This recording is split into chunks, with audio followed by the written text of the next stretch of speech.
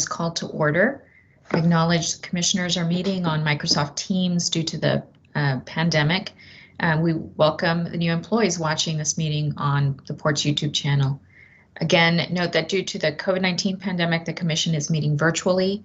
This meeting is being streamed on the Port's YouTube channel. If you have a question or comment, please use the raise hand function and I'll call on folks so we ensure everyone has an opportunity to speak. I'll call for a motion and second for approval of the minutes of the regular Commission meeting of December 8th, 2021. So moved. Second. Thank you. Pam, if you would lead us through the vote, please. Commissioners Alexander, Aye. Cooperl-Comas, Aye. Lamb, Aye. Levy, Aye. McDonald, Nemi, Aye.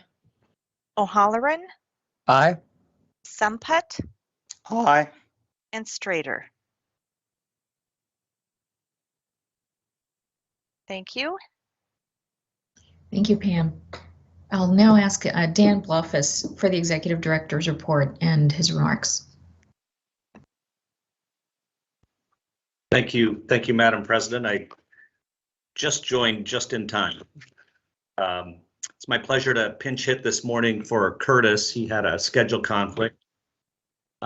First, I want to welcome the new Port employees who are probably just transitioning over from sort of a meet and greet meeting that was just wrapping up. So I don't see many of them here yet, but they will shortly be joining us. We've got quite a crew this month. I think we like many organizations have had a bit of turnover in the Great Resignation era, and so we have a number of terrific new employees joining us this morning. Also want to acknowledge the monthly safety champions. I'll be sharing later sort of where we landed with our strategic plan, where one of our guiding principles is the importance of safety, particularly as we build a whole new airport. Safety is just so critical. And I just want to thank these three gentlemen for their contributions to our safety culture. And as we do each month, I'd like to call on Stan to share a safety moment with us again, just focused on safety, safety, safety. Thanks. Thanks, Dan. Appreciate it. This morning, first, I would like to report on the Port's progress on our employee safety and health journey as we wrap up and turn the page on the year 2021. Throughout 2021, the Port continued to take ground on our journey to advance our safety systems, accountabilities, and our culture of safety. And I want to highlight just a few of these significant accomplishments. First, essential employees continued to safely work on site to support critical infrastructure during the global pandemic. And we continued remote work safety enablement for our administrative employees working from home. We continued rigorous adherence to our incident reporting and investigation procedures. In 2021, 116 incidents were reported and investigated. Investigations captured the facts of the case, analyzed causation, and prescribed actions to prevent reoccurrence to drive continuous improvement. The continued sharing of incidents across the business lines exploited our learning organization. We furthered enablement and execution of increased safety hazard reporting by employees through portals on our Navigator homepage, which is our internal website, our quick response QR code sticker program, or by contacting a supervisor or a safety team member. We continued to have disciplined use and drove business metrics from our corrective action planning tool. The CAP tool is used to track safety, hazard corrections, and incident investigation activities to closure to prevent reoccurrence. The enterprise closure rate for 2021 currently equals 77% on 379 tasks from 187 safety and health issues that were identified. We anticipated and enabled quick adherence to Oregon OSHA regulatory enhancements around COVID, high heat, and wildfire smoke. And we further integrated safety in the business lines to drive emphasis executing action plans to improve on our safety culture. And in October, 83% of port employees took the safety perception survey to gauge our growth and help define our safety path and plans going forward.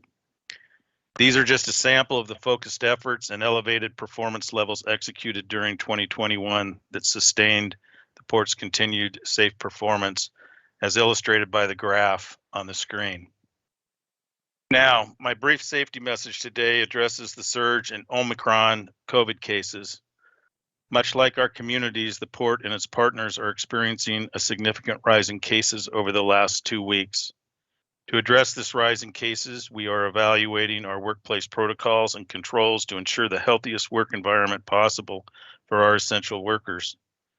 This includes continued exceedance of CDC and OHA guidance, and immediately evaluating and implementing new guidance as it becomes available, minding employee distancing while working, and enabling the use of higher quality masks for our employees. Dan, that's my safety message for the month. Thanks very much, Dan.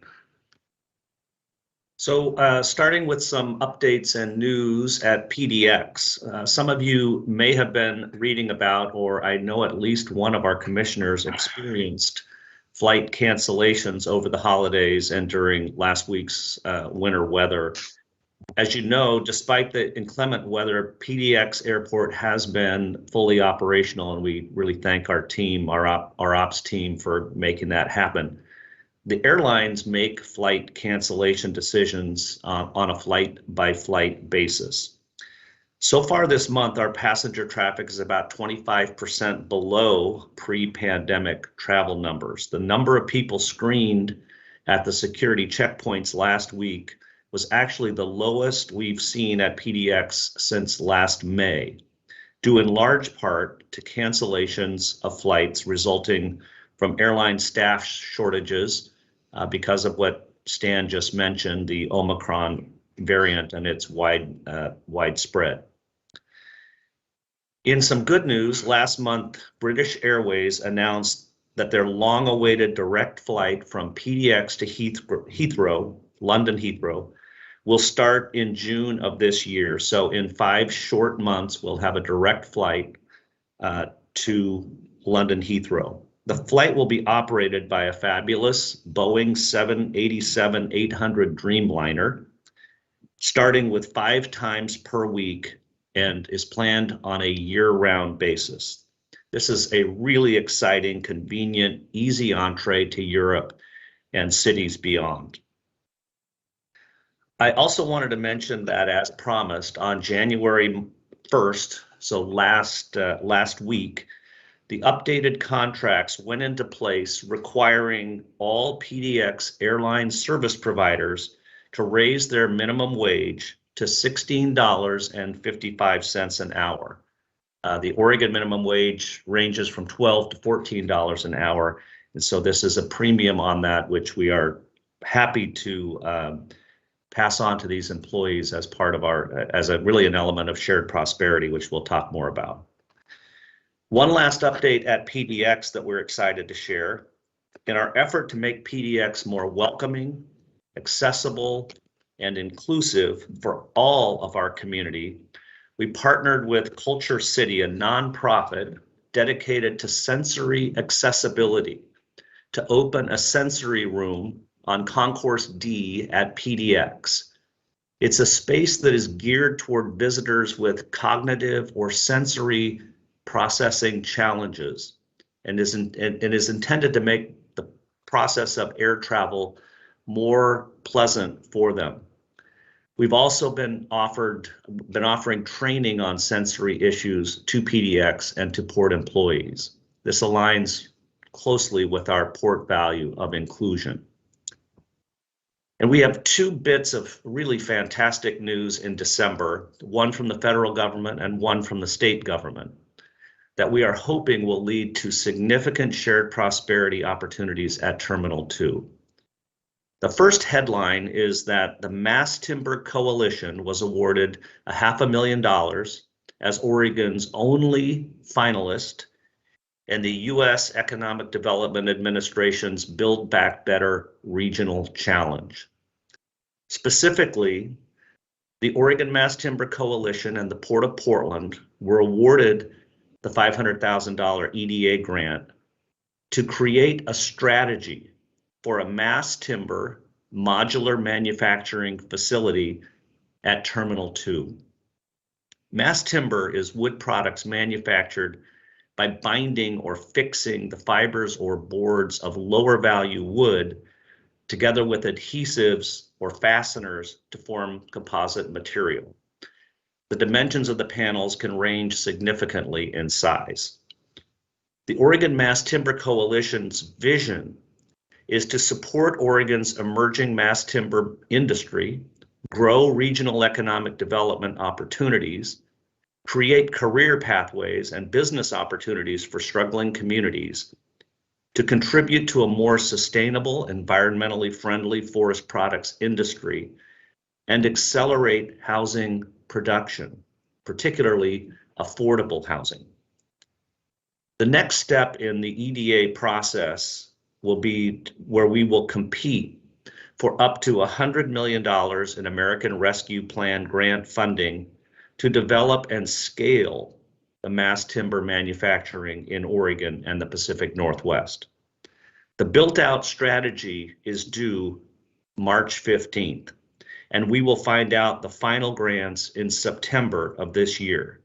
So suffice to say, the next 60 days will be very, very busy for Keith and his Trade and Equitable Development Division as we prepare to try to seek this grant. In more good news, the Oregon legislature approved a $5 million appropriation for the port and Hacienda Community Development Corporation to build prototypes of modular housing units made from mass timber that can be affordably deployed to various sites throughout Oregon. You can readily see the connection between the EDA grants and this Oregon grant. Hacienda is a Latino community development corporation that strengthens families by providing affordable housing, home ownership support, economic advancement, and educational opportunities. Given our clear values alignment with Hacienda, we are excited to be partnering with them. Together, these two grants could lead to very exciting shared prosperity work at Terminal 2. And with that, Madam President, that concludes the Executive Director's comments for this month, and our team is happy to answer any questions. Thanks, Dan, and thanks for sharing all those good news. Any questions from Commission? Okay, seeing none, I'll call for a motion and second to approve the Executive Director's report. So moved. Second. Thank you, Pam. Commissioners Alexander, Aye. Kupro-Comas, Aye. Lamb, Aye. Levy, Aye. McDonald, Aye. Nemi, Aye. O'Halloran, Aye. Sumput, Aye. and Strader. Aye. Thank you. Thank you, Pam. This is the public comment section of our meeting. We received comment from Penelope Lakatovich, apologies if I've mispronounced, which were shared with the Commission this morning. So those should be in your inbox, Commissioners. I'll now call on Dan Bluffus again to present our first general discussion item. Thanks again, Madam President. And I'm not sure this is allowed in baseball, but I'm now pinch hitting for Bobby Stedman to present our conclusions on our strategic plan for the next 4 years. I mentioned Bobby because she really led us through this process, and we're all grateful for the work that she did to get us to this point. This plan has certainly been worked by the executive team, but also shared with the Commission previously, our senior leadership team, our community, and others. And so we are excited to present this as our plan for the next 4 years. As I go along here, I invite the other ET members to share anything that they think is important. Feel free to interrupt or share it at the end. because in many cases they are closer to the work than I might be. I also just want to mention that, you know, this strategic plan is basically 2 pages, and I think part of the thing that many of us appreciate about Curtis's leadership is he likes something relatively simple and useful, something you can readily refer to, and that is very accessible. And I think this plan is similar to the one we did a few years ago, and it has been easy to refer to it and remember the key points of it. And so while it may be compared to some a bit brief, we find it exceedingly useful, and we constantly refer to it. So I'm going to just walk through what we aligned on as our mission, our vision, our guiding principles, our values, and then 4 strategies with attached objectives. So starting with the mission, and this is our reason for existing.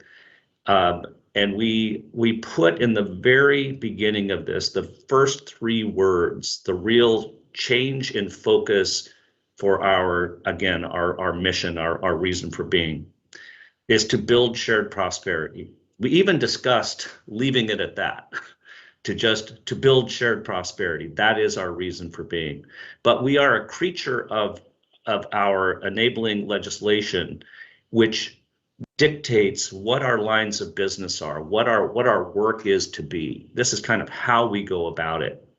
And that is, we build shared prosperity through travel, trade, and economic development. And so when we turn to the vision and we think about, well, where do we want to be in 4 years? What do we want to look like in 4 years? Then go ahead and advance to the vision. We want a prosperous region where quality jobs, which is something we have defined and continuously refer to, multi-generational wealth. That's a new concept for us, that we want to see multi-generational wealth that is shared broadly, and access to markets that are all equitable and shared. The multi-generational wealth comment is really a nod toward the injustices of the past, that many were foreclosed from building multi-generational wealth because of the institutions that precluded that. So we want to signal up front that we are in the business of intentionally trying to shore up for that for some of the communities that we're focused on. We've turned to the guiding principles, and there are 4 of them. They are in alphabetical order. They are co-equally important to us, and they are environmental leadership. We cannot ignore the changes in our climate, and we want to influence wherever we can toward a more sustainable future for our planet. Equity is at the center of what we do. It flows from, again, that shared prosperity in the mission, the equitable comment in the vision, and equity is central for us. Financial responsibility. We're a public entity. We have a responsibility to the people that we serve, our community, to be responsible with our dollars. And then again, just highlighting again safety. As you know, and as you'll see in this strategy, we're literally building a new airport, and if we can do that in a safe manner, that will be a tremendous success. Turning to the values, these have not changed from our earlier iteration of our strategic plan. They are leadership, inclusion, and service. However, the descriptors below them have been updated, and again, to emphasize things that flow from our mission and vision and principles. Under leadership, we create equitable economic growth. And here's where we define the focus of the work that we're doing: maximizing benefits for Black, Indigenous, people of color, low-income communities, and people living with disabilities. That doesn't mean that's exclusive to those segments, but we are focused on them in a much more profound way than historically. Second bullet, we innovate and take informed risk to engineer big change. I think the terminal 2 project that you've been hearing about and that I referenced in the ED comments is a great illustration of that. It's very innovative to take a marine terminal and perhaps turn it into a manufacturing center for cross-laminated timber or for mass timber. And yes, that if we move down that road, it could include some risks. But the big change would be opportunities for shared prosperity within our community. And our posture for all of this, as we, quote, try to lead, is we lead from a position of humility and learn from our experience. You'll see at the strategy level that we want to be a learning culture. We want to learn from our experiences, and that takes a certain amount of humility to accomplish that. Secondly, inclusion is central to the work that we're trying to do. We acknowledge and actively work to dismantle institutional racism. I think what the ET has really aligned on is in this day and age, we can't sit on the sidelines anymore. We have to be intentional about trying to dismantle racist institutions that maybe are perpetuated in our society and maybe even perpetuated in some ways at the port. We have to be intentional about trying to tear those down. Inclusion also pertains to our own people, that we value our people and we invest in them. You'll see in the objectives below that, or in the strategies below, that it's the people that are going to get this work done. And so we have to pay attention to them. Our posture is, again, a bit humble, right? We listen first. We work to engage diverse community voices and integrate perspectives. And this is not a one and done process. This is a continual process of engagement to be sure that we are hearing those voices and integrating those perspectives. And again, we are public servants, and so service is core to who we are and how we do our work. We partner with the community. We are part of the community. We're committed to extraordinary customer service. Again, you'll see that in the objectives below. We are committed to our environment. What we can control and what we can influence, we actively want to do that, again, for the benefit of the globe. So now turning to 4 strategies that we have underneath this mission, vision, principles, and values. The first is to deliver an exceptional experience to everyone who travels and works at PDX. We are still in the process, as you heard earlier, of recovering from the COVID-19 pandemic. We've got an airport that we are in the middle of constructing. We are focused on customer service and rebuilding that air service. So again, part of the reason we're down is because we still need to add back routes that we had 2 years ago. And we are building an airport for the future that reflects the regional character. It will be reflected in the roof of the building with the cross-laminated timber, mass timber as part of that. It will reflect the cultural diversity of our region through art and other indicia. And it will be welcoming, universally accessible. You heard about the sensory room, sensory area earlier. We're focused on universal accessibility and friendly to all. I think it's part of the hallmark of PDX.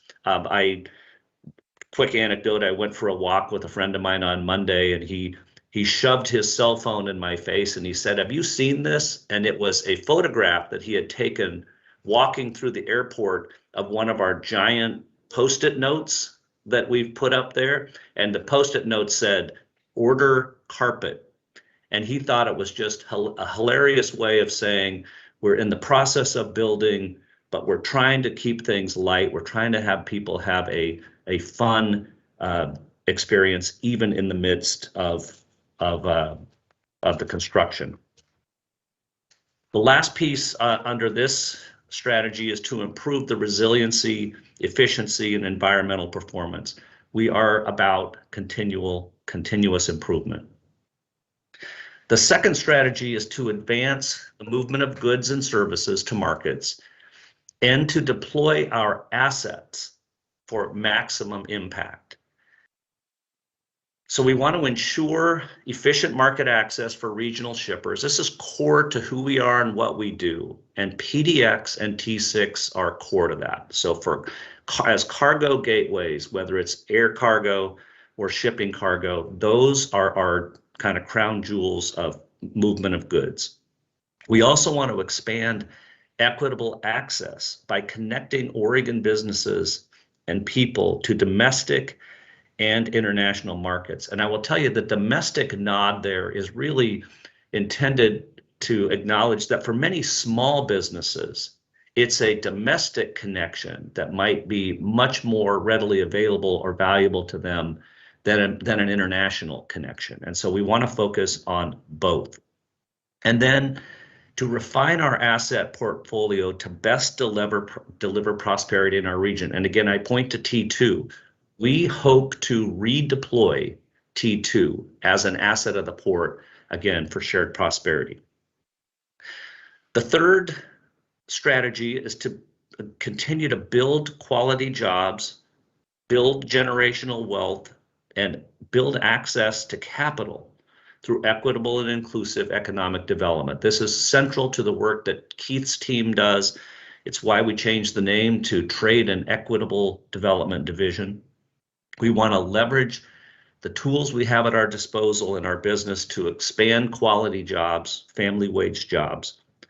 We want to fuel business formation and growth for makers, manufacturers, developers through innovative partnerships.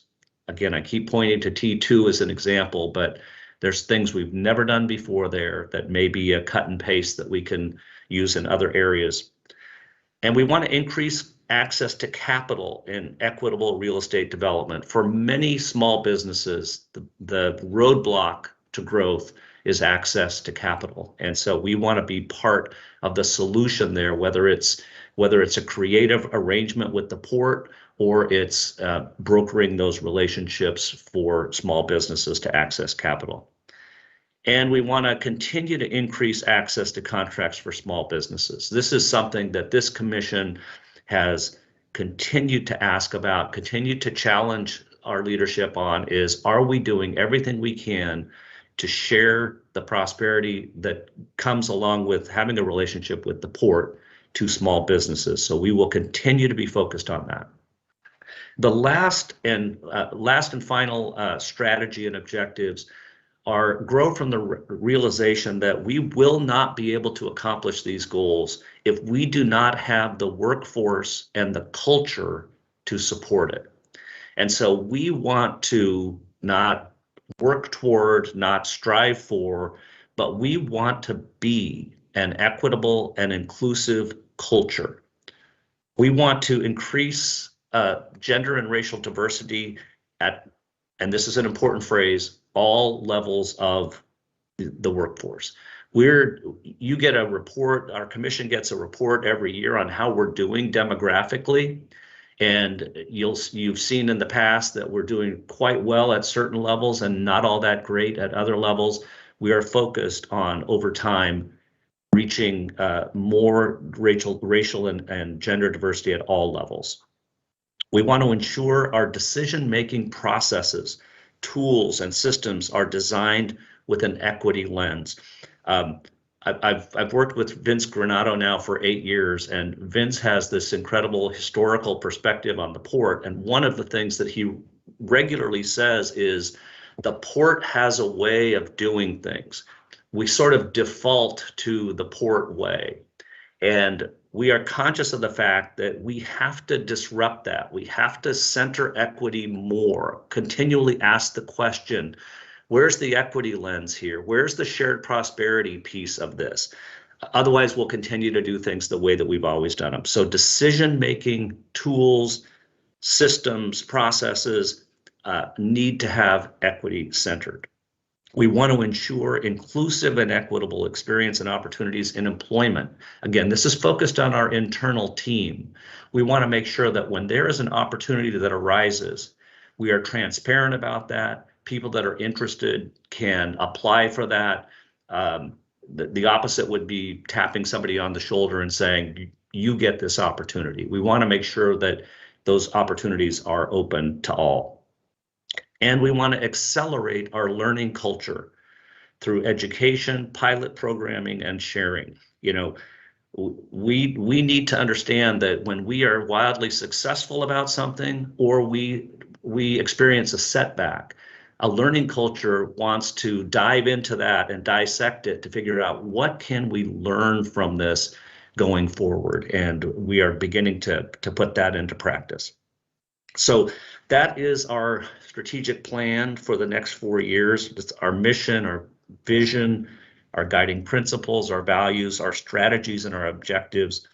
I invite the other ET members to chime in with anything they think they should be highlighted, and I'm sure any of us on the ET would be happy to answer any questions. But thank you for the time this morning, Madam President.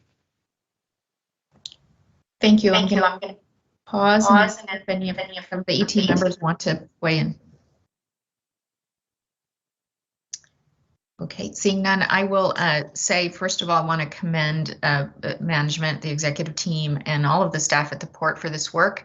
I know that we as a commission have been pushing in this direction for a number of years, and I am really excited to see how this is reflected in the new strategic plan and the vision of the port. The port has always had an outsized economic impact in our region, and I think what we're saying is it needs to be an outsized economic impact that's more equitably spread across our community. And so again, appreciate the time, energy, effort, the listening that went into putting this plan together, and also look forward to your thinking around how we'll measure whether we're being successful and where we need to shift as we learn further on this journey. So thank you for that, and I'll pause and see if any commissioners want to make a comment or ask a question. Commissioner Nemi. Madam President, also want to reiterate, I did appreciate the conversations and the listening that went into this. I'm really glad to see the piece on leveraging our economic power for good jobs, and look forward to how we can do that, because I do know that there are so many women, people of color working in port affiliated jobs that are struggling to get by, and I think that that is an area that we really can have a huge impact on continuing to increase the quality of those jobs. So glad to see that on the list. Thank you, Commissioner. Commissioner Alexander. Yes, thank you, Madam President. And I would join Commissioner Nemi in applauding just the continuing depth and scope of looking at this work. Sometimes we're reminded of a phrase that, you know, the good is sometimes the enemy of the better. And I think that the port was in a very positive position around this work, but the intentionality that has been reflected in this, I think, is indicative of taking it to a new level and to new points of impact.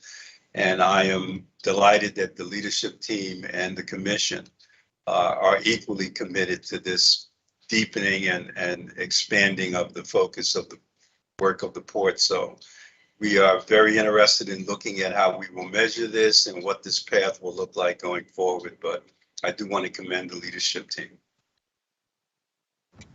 Thank you. Commissioner O'Halloran. Thank you, Madam President. In full agreement with Commissioner Alexander, I just want to commend the port staff for the deep work that's been done here. I remember when they began, and I think it was probably a year and a half or 2 years ago, and really doing some deep surveys and really trying to get at redefining the port's direction and making sure that the enterprise was evolving to reflect the community and the community needs. And I think they've done a very good job at it. And I think we could sit around and to Commissioner Alexander's point that we could sit around and try to tweak. But I think we have a really excellent document that gives us some direction and structure for the path ahead. And I feel very confident that they've done the needed work to give us guidance on how we as a commission support this direction. So thank you for the good work, and let's put it in place. Thank you, Commissioner. Commissioner Lamb. Madam President, I just want to echo my colleagues for this wonderful work that the port leadership is leading. I'm very encouraged to see the port take this opportunity to make generational impact on our region and leading the airport into a bigger opportunity for a brighter future. And I just want to echo the wonderful work the port leadership that taking and leading. This is a very long-term investment. So I just want to remind the team to remember to celebrate the small successes, milestones as we approaching the bigger goal. So thank you. Thank you, Commissioner. Okay, I don't see any other raised hands. So thank you, Dan, and we'll move on to our action items on our agenda. Our first action item is adoption of fiscal year 2021-2022 Executive Director Performance Objectives. And I'm presenting this agenda item. So commissioners, you have each received the objectives that we are considering for the Executive Director's performance for this year. And as you know, the year is already well underway. Wanted to make sure that folks were comfortable with them. I'm not sure if we have a slide that sets them forth. Thank you. So first on shared prosperity, as you see here, and given the presentation we just had, I think it was important to really reflect in Curtis's goals for the year that we are moving this agenda forward, both in terms of adopting the mission, vision, and values and moving it forward. Both setting targets that we can look back to and measure. So with respect to shared prosperity, I'm not sure if folks want me to pause at each one or just take questions at the end. So we will move on to the second set of goals, which reflect the organization. And as you each know from your experience on this commission, the Port of Portland is an organization that is complex. We are running a number of lines of business, all of which, compete for the attention of the executive team and the executive director. As you know, we have had and will continue to have challenges in each of them, and I think these really reflect our intention that Curtis really and his team really focus on particular issues that have been weighing on the port for a while. We've talked a little bit about Terminal 2 through the Executive Director's report. Thank you for that, Dan. But as you see, some of these are things that we knew early in the year we really wanted the Executive Director to focus on, some of which we're making significant progress to, and we want to make sure we've documented that appropriately.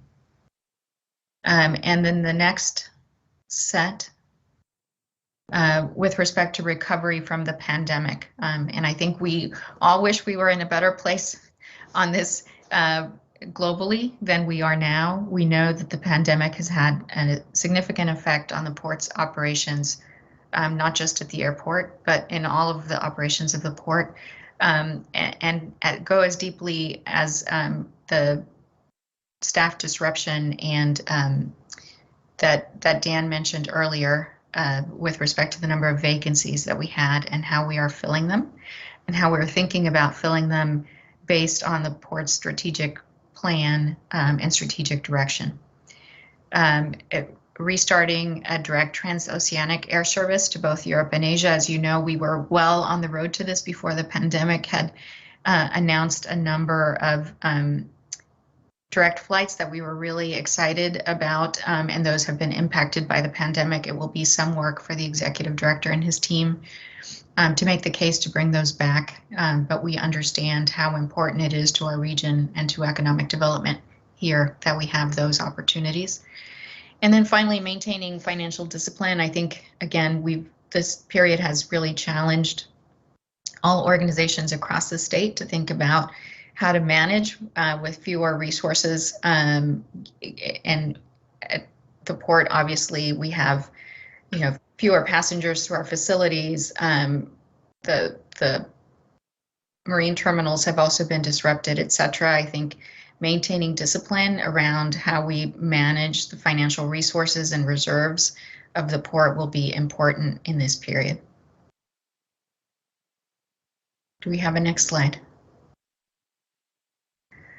And then leadership, of course. Again, the port has an outsized influence in our community, and I think our executive director needs to have, his leadership really needs to reflect all of the needs of our organization and what our community expects from us. You'll see that the economic development approach, as we know, is tending in a new direction, and that will require significant sort of pause. I think, again, Dan said it well, to think about not just how the port has always done things, but how we will do things now with the new focus. A succession planning process with the executive team, again, important. And we've seen, given the numbers of folks all over the country who've sort of rethought what their careers and career paths are and what they want to do, I think will continue to be important to look for talent within and outside the organization and think about what's next, to provide opportunities for folks lower in the organization to move forward is also part of the succession planning effort. And the last two, I think, the next one, important as we have seen the disruptions that the pandemic has brought. How do we think differently about the world, the mission, and how the port conducts its business? I know that we've taken some great opportunities on the supply chain marine terminal side over the last few months to the benefit of the port and our community. And then the last, Curtis brought this forward as a potential goal, and I commend him for it, to support the Black Employee Resource Group at the port as their executive sponsor, and helping them identify 1 or 2 key objectives for the year ahead. I think having that level of leadership engage with the Black Employee Resource Group or with an employee resource group sends a signal of how important their work at the port is and how we value their commitment. I think that's our final slide, and I know I talked fast. I know, and again, we've all, I think Curtis has talked with each of us individually about these goals. I think they align really well with the strategic plan and the direction we've been looking for from him in the last year. Want to open for discussion or questions if we have any.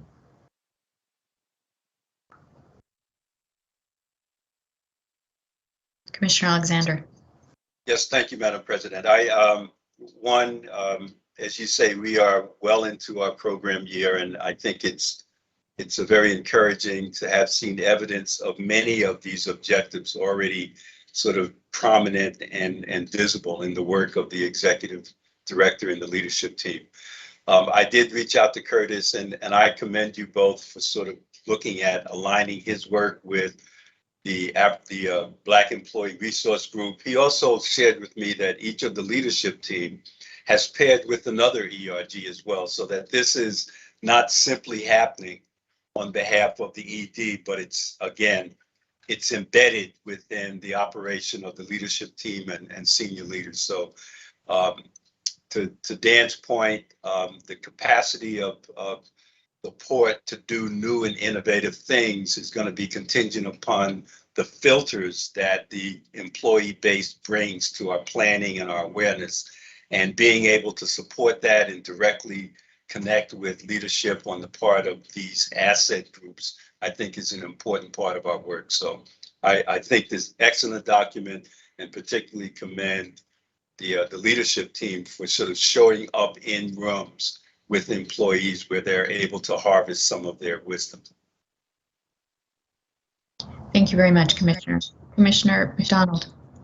I wanted to comment, Madam President, that I found the executive director goals and objectives in complete alignment and echoing both the sentiment and the action needed to take the strategic plan truly into an action-oriented, facilitated impact. I'm excited for the road ahead, and I echo Commissioner Alexander's remarks It is so important, based on my own leadership experience, that the executive team become deeply involved with the employee resource groups. So Curtis stepping out and taking that first step and bringing the leadership team along, I think will bring great benefit and truly get us to the point of this shared prosperity that leads to the generational wealth. Thank you. Well done, Madam President. Thank you very much. Okay, I will, not seeing any other raised hands at the moment. I'll call for a motion and second for approval of the recommendation to accept these goals for the executive director. So moved. Second. Thank you, Pam. Commissioners Alexander, Aye. Kupro-Comas, Aye. Lamb, Aye. Levy, Aye. McDonald, Aye. Nemi, Aye. O'Halloran, Aye. Sunput, Aye. and Strader. Aye. Thank you. Thank you, commissioners. I'll call on Keith Levitt to introduce the next agenda item. Great, thank you, Madam President and members of the commission. And I'm going to just throw kudos out. I know Dan Blofus did this too, but Bobby Stedman's leadership throughout the year on the strategic plan was really awesome. We were kind of equal parts urgent to reflect the urgency of the community and where we're at, but also deliberate throughout that process. And I'm very excited about where we're all positioning the port into the future here. So that's my commentary, but on to the agenda item here. So Steve Winkle is joining us. This is a little bit of a different item. It goes all the way back to 2018, November 14th of 2018. And that does seem like a lifetime ago now. I remember, in fact, I have a feeling Curtis and I both were with the governor in Korea at that time. We may have missed this particular agenda item, but it's with United Airlines, 10-year lease that was approved by the commission. It's a part of the airport that needs redevelopment. This lease would activate a lot of redevelopment potential, but really everything kind of got delayed by COVID and also got delayed by some of the complexity around the utilities for the redeveloped area, which used to be a part of the historic National Guard base. So Steve is bringing to you two items. One is an amendment that essentially updates the terms of the lease. We add 5 more years to the lease itself, and it resolves a lot of the complexity around the utilities and the separation of utilities. But I think there's two important, I'll say 3 important pieces here. One is anytime an airline wants to put a maintenance facility in your airport, it's a big deal because they're really planting their flag for not only quality jobs that go with maintenance of aircraft, but a legacy carrier like United saying, we are going to have a base of aircraft here that is worthy of having a maintenance facility. So it is a big deal. And we always want those types of facilities from airlines as we go forward. But the other is that this really does activate a redevelopment area of the airport in a way that is going to allow us to kind of leverage this deal to open up more real estate in the future. And as we see the growth of whether it's maintenance of aircraft or air cargo growth and logistics and commerce, we see the need to redevelop these kinds of areas of the airport. So finally, and Steve will hit on this, these are quality jobs, and there is a good shared prosperity lens that was applied to this deal and specific objectives that are being met through this deal. So with that, I want to commend Steve for doing all this work and working patiently with United over the last few years and bringing this item forward. But I'll turn it over to Steve to present the item. Okay, thank you, Keith. That was a very nice intro. Commission President and Commissioners, my name is Stephen Winkle. I'm with the Trade and Equitable Development Division here at the Port. I'm pleased to have this opportunity to present amendments for the United Facility Lease and Reimbursement Agreements this morning. As Keith indicated, this is a modification to existing agreements, amending terms and responsibilities. Could we go to the next slide, please? So I'll start with the ask. We are requesting approval to amend the facility lease and repair and reimbursement agreement with United Airlines for both buildings 7759, which is the hangar facility, and support building 7757 at the Portland International Airport. Next slide, please.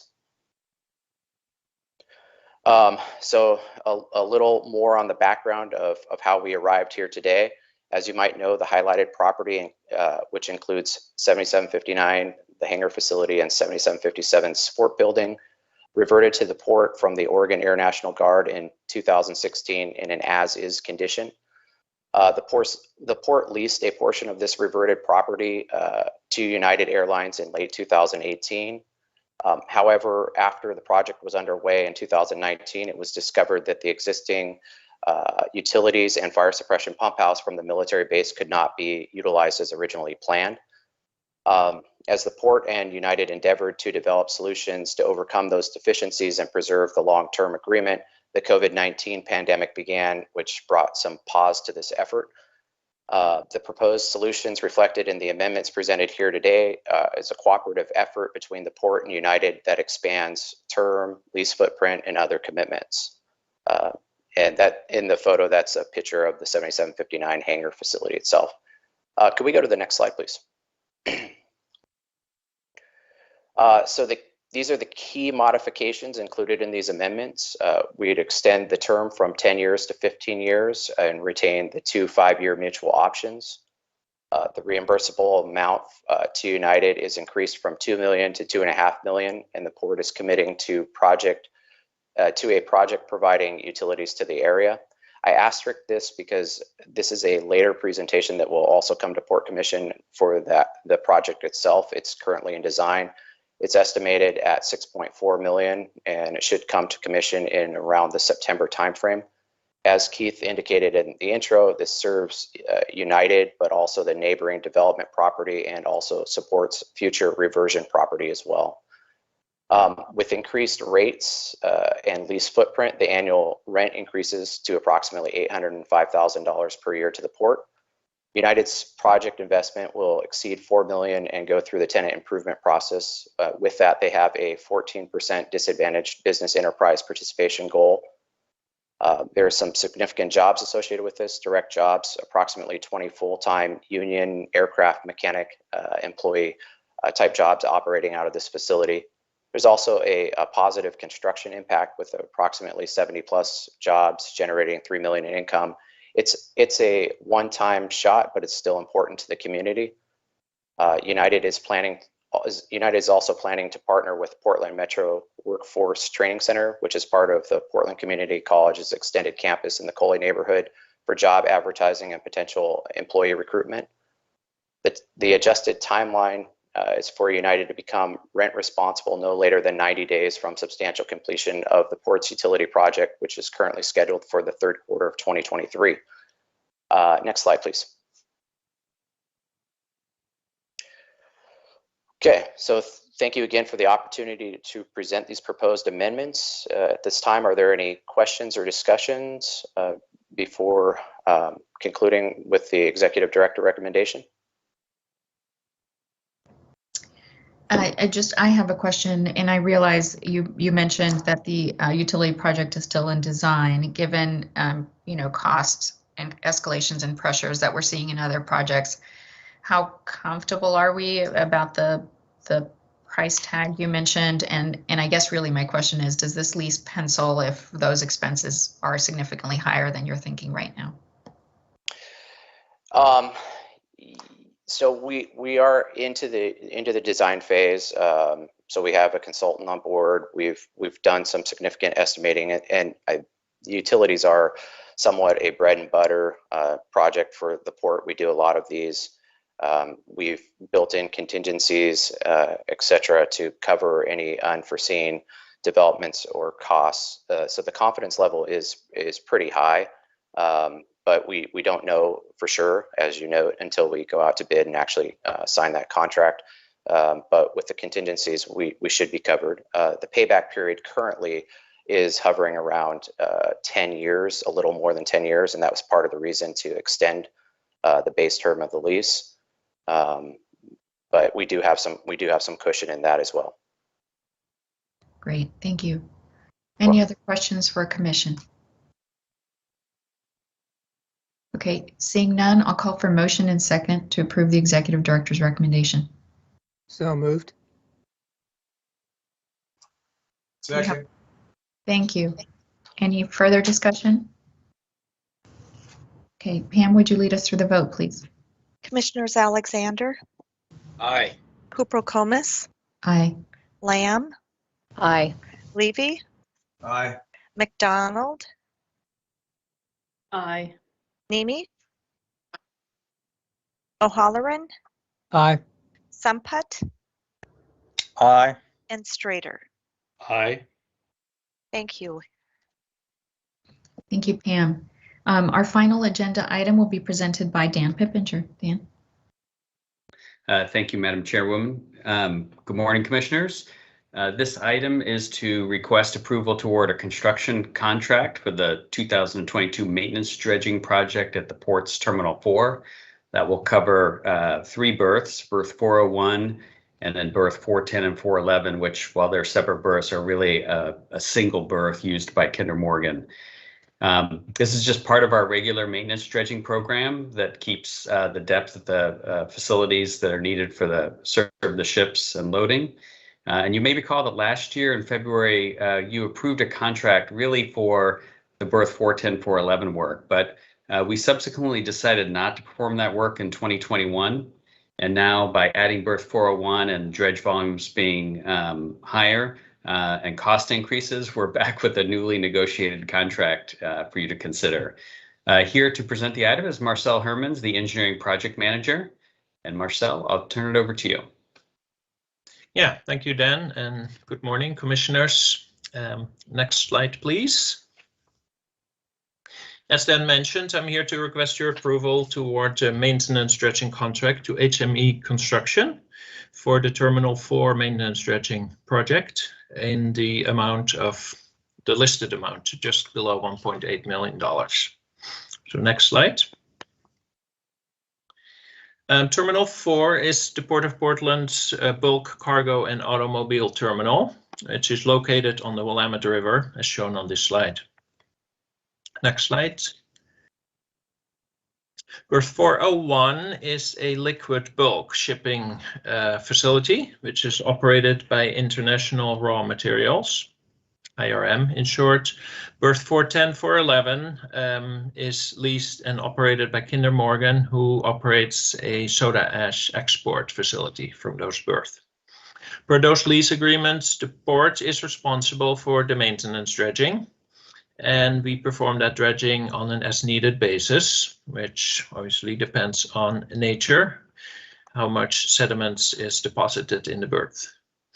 These particular berths were last dredged in 2015 and 2017, and this project will restore those depths back to their proper operating depths. Next slide, please. As to the scope of work for the contract, it's basically restoring the 40-foot operating depth at those berths, which will result in an estimated 9,500 cubic yards of sediment removal. Again, depends a little bit on nature, exactly how much is going to be removed.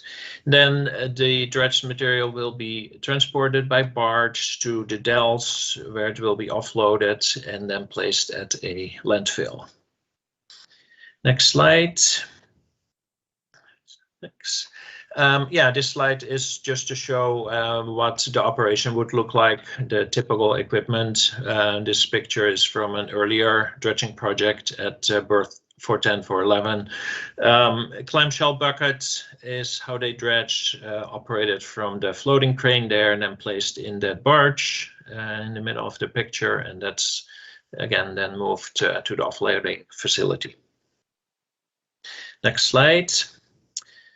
As far as schedule, the redesign for this work was performed in October and November of last year.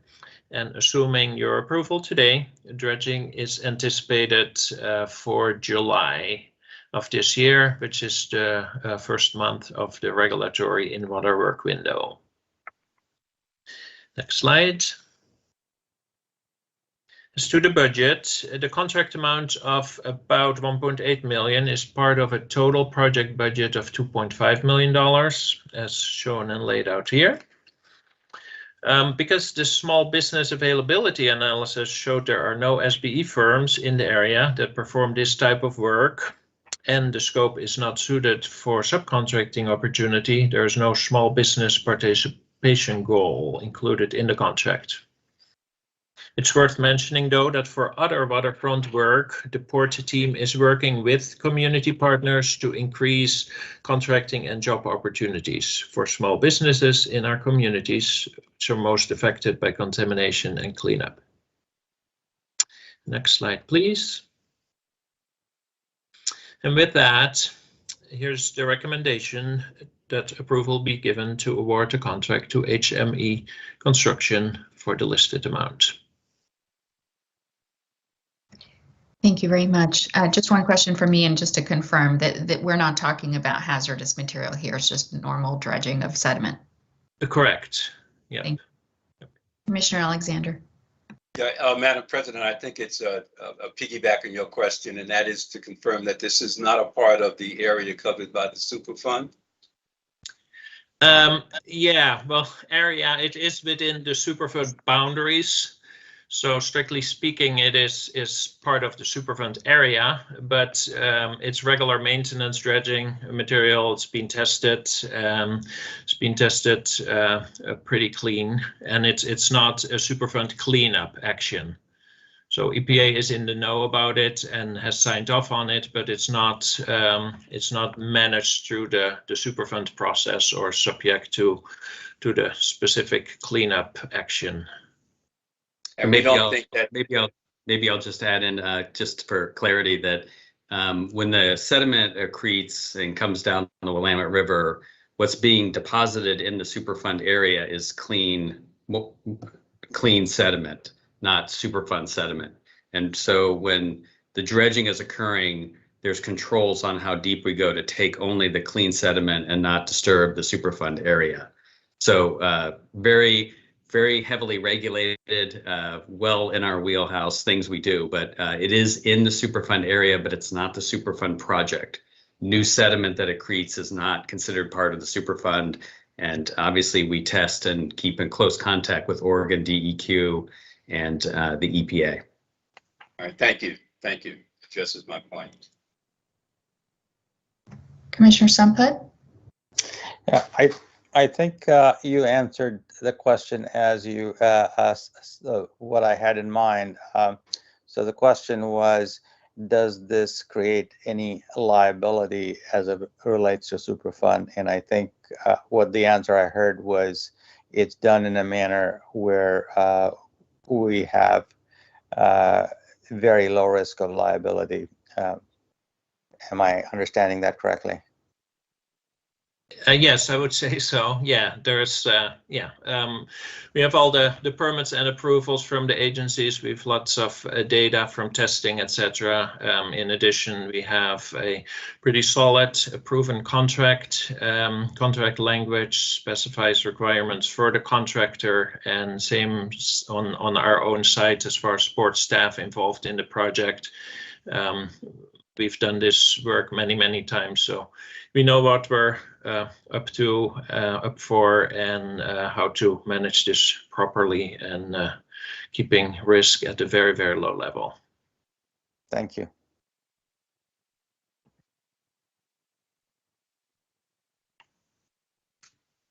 Okay, thank you for the presentation. I will call for a motion and second for approval of the executive director's recommendation.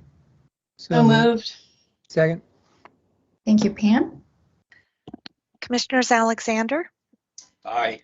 Kupro-Comas, Aye. Lamb, Aye. Levy, Aye. McDonald, Aye. Nemi, Aye. O'Halloran, Aye. Sampat, Aye. and Strader. Aye. Thank you. Thank you. That was our last item. The meeting is adjourned. Stay safe, everybody. Nice to see you. Thank you. Thank you. Thank you. Thank you, commissioners.